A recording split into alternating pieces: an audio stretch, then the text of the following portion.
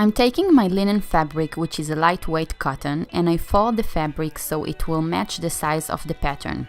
I don't want to waste any fabric. So then I take my pattern and adjust it to the end of the fabric and secure with pins.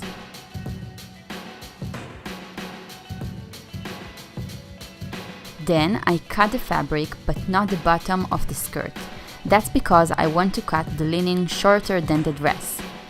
So I pull the pattern up and about 1 or 2 inches, and then I cut the bottom. Now I use this piece to cut another identical piece.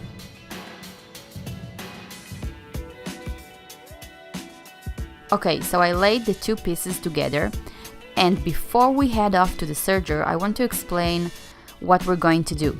I will serge both sides together, right and left, and then serge only the top and the bottom all around, not the 2 pieces to each other. So here's the dress I've sewed. You can check out the video up here or in the description box. And now I will attach the top of the lining to the middle of the dress, where the waistline is. I first add pins in 4 places. The right and the left, where there are stitches on the sides, and at the middle of the front and back. Because in this pattern there are ruffles in the skirt, I will add ruffles in the linen skirt as well. I add more pins, trying to leave the same amount of fabric in each gap. Then, sew all around with your sewing machine.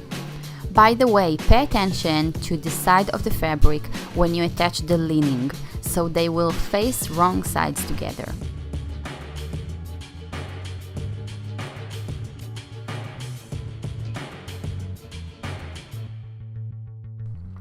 I hope you enjoyed this video. If you did, please give it a thumbs up and subscribe to my channel to check out all my videos and tutorials.